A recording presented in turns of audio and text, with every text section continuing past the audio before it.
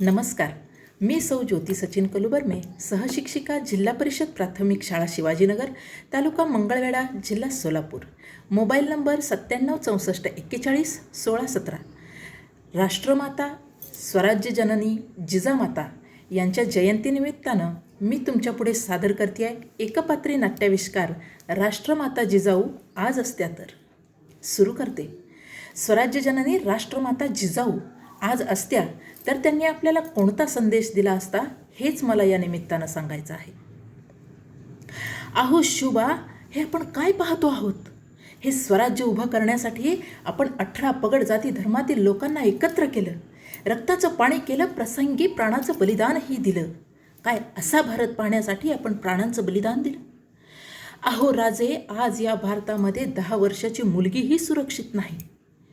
ती घराबाहेर गेली की ती घरी येईपर्यंत तिच्या आईला काळजीच असते. याला जबाबदार कोण? बाहेरच्या देशातले? नाही, तर आपलेच बांधव. आज या महाराष्ट्रातील कितीतरी निर्भया अमानुष अत्याचाराला, अन्यायाला आणि परिणामी आत्महत्येला बळी पडत आहेत. अहो शुभाराजे, कौरव इथे माजले आहेत, पांडवांच्या हाती सत्ता नाही. रोजच होतंय द्रौपदीचं वस्त्रहरण, तरी श्रीकृष्णाचा समाजामध्ये पत्ता लागत नाही. ही वस्तुस्थिती आहे. अहो राजे, प्रसंगी जीवाची बाजी लावून आया बहिणींच्या अब्रूचं रक्षण करा असा संस्कार आम्ही तुम्हास दिला, आणि आजचा तरुण मोगली संस्काराखाली आया बहिणींची अब्रू वेशीवर टांगतो आहे. अरे, स्त्री ही देव्हाऱ्यातील देवता आहे. तिचा आदर करा, तिचं रक्षण करा. आया बहिणींच्या अब्रूशी जर कोणी खेळत असेल तर त्याची खांडोळी करा.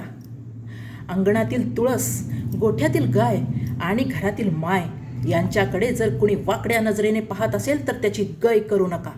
आणि नेहमी लक्षात ठेवा, स्वतःची धर्मपत्नी सोडली तर समाजातील हरेक स्त्री तुमच्या आई आणि ताई समान आहे. तिला तशी वागणूक द्या. बायकांनी हे घालू नये, ते घालू नये. अरे, आधी तुझी नजर प्रामाणिक कर. अत्याचार तर होतच आहे, चिमुरडी असो वा असो वयस्कर. म्हणून आम्ही म्हणतोय, बाईला बघून जाणारा तोल जरा आवर. पण दोष नेहमी पुरुषाचाच नसतो ग बाई. ढळणारा पदर तुझा तूही जरा सावर. ढळणारा पदर तुझा तूही जरा सावर. छत्रपती शिवाजी महाराज पुन्हा जन्माला यावे, पण दुसऱ्याच्या घरी. असला दुटप्पीपणा सोडून द्या. संत श्रेष्ठ तुकाराम महाराजांनीच तर म्हटले आहे, शुद्ध बिजे पोटी फळे रसाळ गोमटी. म्हणून छत्रपती शिवराय पुन्हा जन्माला यावे असे जर वाटत असेल तर आधी तुम्ही शहाजीराजे आणि माँसाहेब जिजाऊ व्हा. आजकालच्या फॅशनच्या मागे लागलेल्या प्रत्येक जिजाऊने आपल्या लेकीला विश्वसुंदरी बनवण्याचे स्वप्न बघण्यापेक्षा तिला संस्कार सुंदरी बनवा. ती ज्या घरी जाईल त्या घराचा स्वर्ग करेल असे संस्कार तिला द्या. माझ्या छत्रपतीच्या स्वराज्यात शेतकरी सुखा समाधानात होता. शेतकऱ्याच्या गवताच्या काडीलाही धक्का लावण्याची कोणाची हिंमत होत नव्हती, आणि म्हणूनच तो आत्महत्या करत नव्हता. पण आजचा बळीराजा हा अत्यंत दुःखात आहे आणि तो विचारतोय, भ्रष्टाचाराच्या आगीमध्ये घरे आमची जाळली किती. खरंच सांगा पुढाऱ्यांनो, वचनं तुम्ही पाळली किती. पाणी तुमच्या घरामध्ये, शेत आमची वाळली किती. तवा आमचा तापलेला, भाकऱ्या तुम्ही भाजल्या किती. खरंच सांगा पुढाऱ्यांनो, वचनं तुम्ही पाळली किती. वचनं तुम्ही पाळली किती. शेतीप्रधान म्हणवणाऱ्या भारत देशातील बळीराजा दुःखात असणे हे कदापि उचित नाही. त्याला न्याय हा मिळायलाच हवा, तरच या महाराष्ट्राचं सुराज्य होईल. छत्रपती शिवाजी महाराजांचा इतिहास हा पराक्रमाचा, मावळ्यांच्या बलिदानाचा इतिहास. गडकिल्ले म्हणजे स्वराज्याचं वैभव. गडकिल्ल्यांनी स्थापले स्वराज्य, गडकिल्ल्यांनी राखले स्वराज्य. गडकिल्ल्यांतून मावळा लढला, गडकिल्ल्यांतून महाराष्ट्र घडला. आज या गडकिल्ल्याच्या संवर्धनाकडे आपले दुर्लक्ष होतंय, ही अत्यंत दुर्दैवाची बाब आहे. आजचा मर्दमावळा गड किल्ले बुरुज तटावर जातो. कशासाठी जातो? गडकिल्ल्याचे संवर्धन करण्यासाठी नाही जात.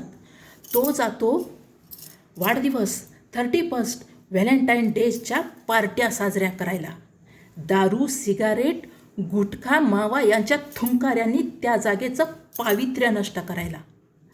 अहो, शिवजयंती आली की आमची तरुण पोरं शिवरायांसारखी दाढी वाढवून, कानामध्ये बाळ्या घालून, कपाळावरती चंद्रकोर लावून, डॉल्बी आणि ढोल ताशाच्या गजरावरती बेधुंद नाचतात.